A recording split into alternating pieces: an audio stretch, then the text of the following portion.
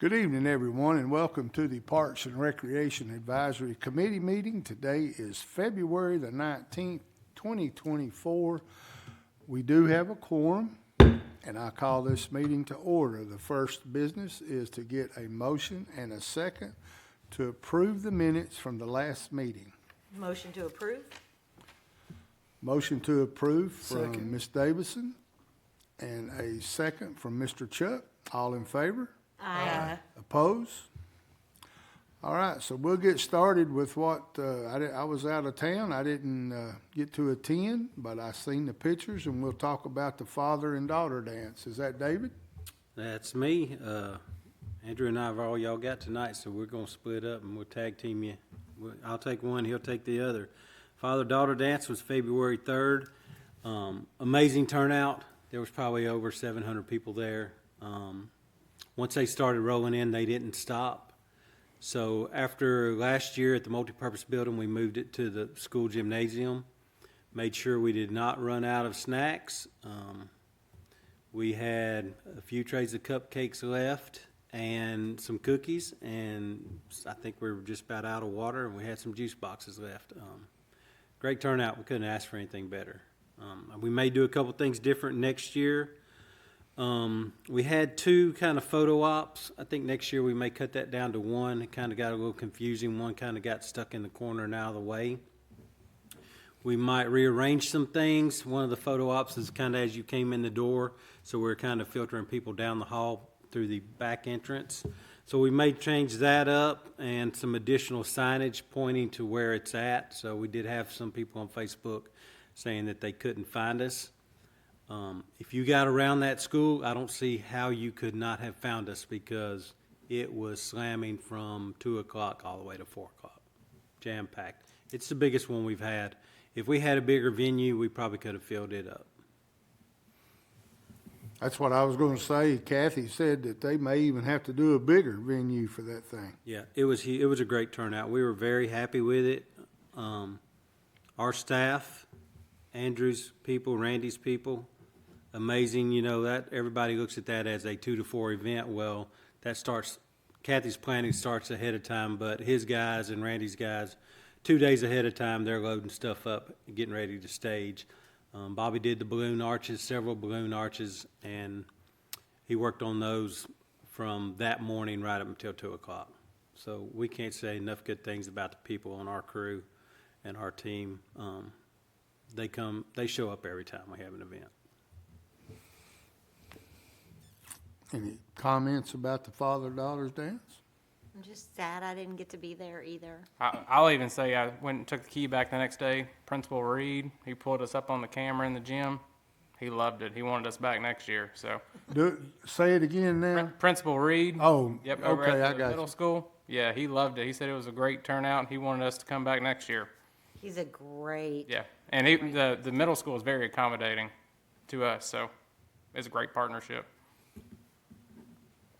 That's awesome. It's always good when the county and the city can kind of work together a little bit, make things happen. If we can get the county involved in more stuff. All right. Now we'll move on to the next big event, which is the Easter Drive. That'll be here shortly. All right, the Easter Drive will be March 23rd at Veterans Memorial Park. It'll start at 10 a.m. till 11:30 or while supplies last.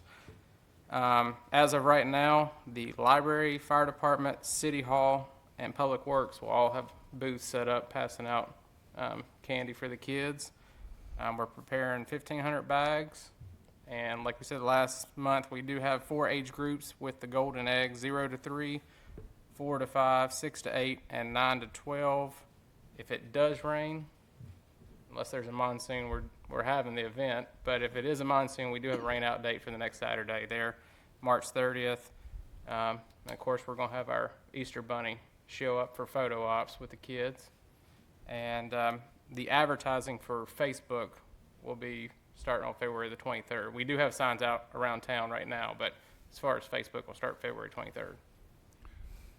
I know you guys on the Park and Rec Board will be there. You guys always show up and show out, and if we're going to have City Hall there, I guess we'll be having Miss Felicia out there this year handing out We'll see. bags. That'll be good. That's always a fun event. And I know a lot of the parents enjoy it because they can come through and get their bags for their kids and go on, and they ain't got to get out and run out in that field, and kids get trampled. And so so far, the years that we've had it, it has been an outstanding idea. Yeah, you know, a lot of people like the traditional egg hunt. This works better for us. Everybody gets something. So many times we had that the kids were walking away without anything, and then the parents are trying to kick the golden egg over to them. So this is a little more fair in our eyes, especially since we are getting more departments in the city involved and they want to come out. So it's not just us in the library or us in PD. So if you've got 5 or 6 departments, it makes it well worthwhile for kids and families to come out. I know my first year in office, in 19, I opened it up on the speaker up there, ready, get set, go. And the first age group took off, and it was like a Chinese fire drill. All age groups took off. And kids, especially the little ones, were just getting trampled on. And I seen kids jerking eggs out of other kids' hands and things like that. So It was pretty awful. I do like this system. It is, like you said, it is more fair for everybody. It's safer for everybody. You know, we were the human gates. Wait, and then they would just mow you down, and the parents too. So this way, everybody gets something, and they leave smiling. No one's crying. They didn't get anything or whatever. So I know while other places are doing Easter egg hunts, if that's your thing, there are plenty of those out there. This one, you are welcome to stay in your car, roll down your window, say hi to the bunny, head home, and do the rest of your day. And if it is drizzling a little bit, you don't have to worry about getting wet. People like me and David and Giles here, we get our hair wet out there. Right. Bless you. So that's going out on social media when? Oh, it'll be on February 23rd, but we do have some signs around town right now. Yeah, okay. Any comments about that? No, I look forward to it. All right, next event, May the 11th, is the block party. Yes, sir. May 11th, block party at Veterans Memorial Park. Starts at 11, goes to 4 o'clock in the afternoon. That will also include the Touch-a-Truck event and a cornhole tournament this year. This year, we're going to try to separate the horn-blowing displays from everybody else, kind of keep them in their own little area. We'll have a DJ playing music, family activities, food trucks, vendors. We've already started receiving some registrations, and we will be sending the flyers out to the schools again this year. Can we put a warning sign up for that area for parents? Since I suffered through that last year. Yeah, we were right down there also at where the police car was staged, and when they hit that siren, man, we were all scrambling. Nothing was like that cement truck, and I will never forget that kid's face. He was scared to death to touch it, and he was almost about to touch it, and he had to be about 3. And somebody pulled that air horn, and you thought he was electrocuted.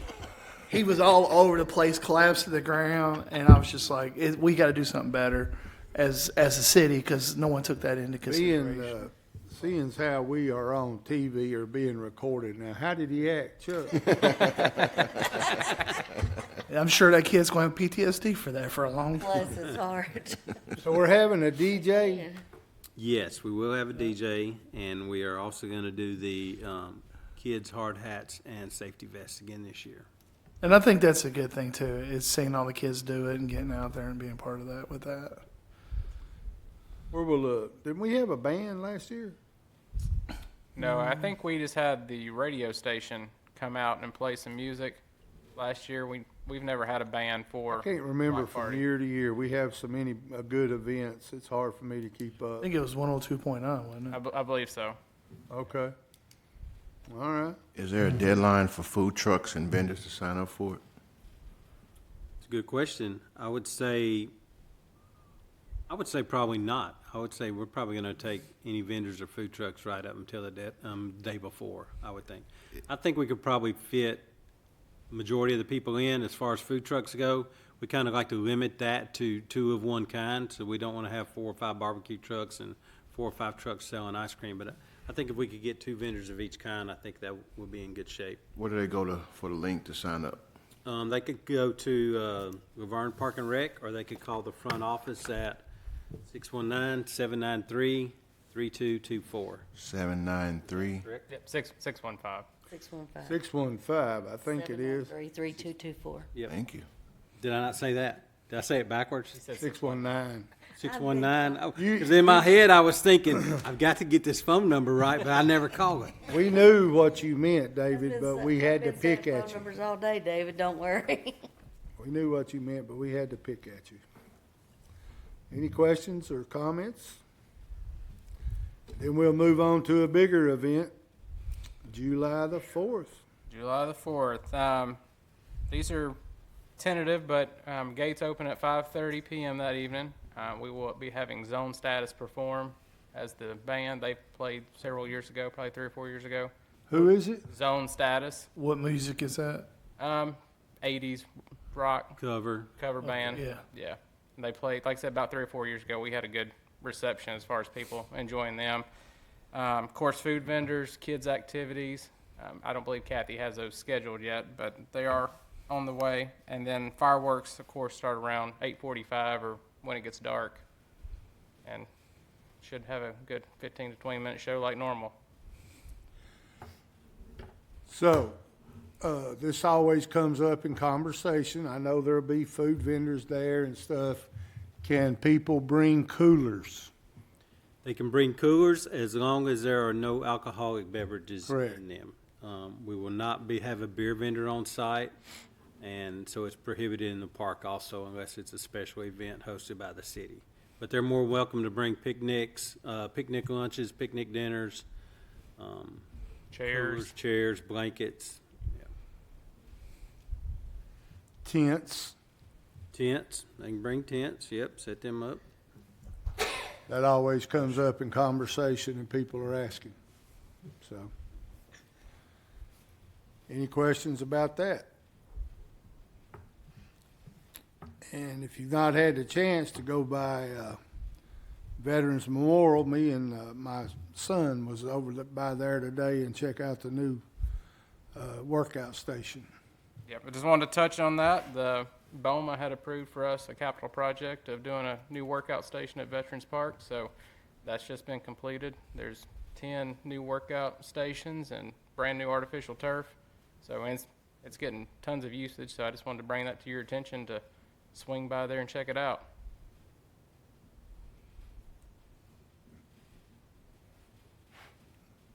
Any questions about the workout station? So that means that old cruddy stuff's gone?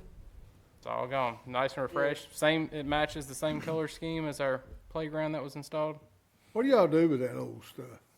It has to be You scrap metal? scrapped, or any kind of play equipment has to be disposed of because the legalities of it, you cannot resell it just due to liability issues. All right, and I just thought about, before we get to comments, just give us a real quick comment about what's going on with Brookside. On Brookside Park, the Board of Mayor and Aldermen have agreed to resubmit a scaled-back plan to the state to see if they will approve that, if that still falls underneath their grant guidelines. And if it does, then we plan to move forward with that portion of it. That will include, it will not include, it's probably easier to say what it will not include on the front end than what it will include. It will not include the 3 play structures on the front end or the pavilion. It'll include the walking trail, parking lot, multi-use field, concrete pad for a future pavilion that we're going to utilize kind of as a picnic area now.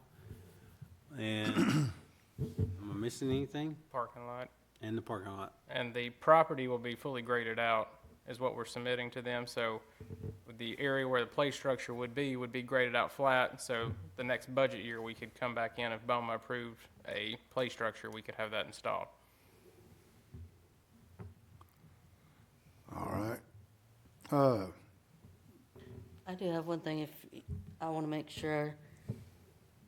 Did I send y'all, I saw, I think it's Omnia had play structures. Yes, but I think the deadline for that was, like, right on top of us. Okay. Yeah. I think it was the end of March, I believe. I believe so. Okay. All right. Well, this meeting's going pretty fast, so I'll turn down here to Mr. Chuck Isabel. Mr. Chuck, do you have any comments about anything? No, like I said, I would see some signs out for the touch a truck thing though, just so the parents can be warned for that. You know, because the kids that want to participate Chuck, in that, look in that camera up there and tell them that they are being warned. being warned. 'Cause I was 10 feet from that cement truck, and every time they hit that horn, I thought my skeleton was going to jump out of my body. And, you know, you figure after the 50th time, you would become accustomed to it. You don't. Actually, I have PTSD from that. When I drive down, I drive quite a bit, and every time I hear a loud horn like that, I tense up a little bit. So just can't imagine what it'd be for a child. But I mean, you know, the kids that want to get out there, they're old enough to appreciate it. That's fine. It's just the little kids I'm thinking about, you know, because like I said, I've seen a lot of babies getting woke up from it, and it was just too loud. You kind of been on a roll tonight. Do you want to give us an example of how the horn sounded? How'd that How the horn? horn sounds? Yeah. I'm gonna. Now that sounds like something I would do.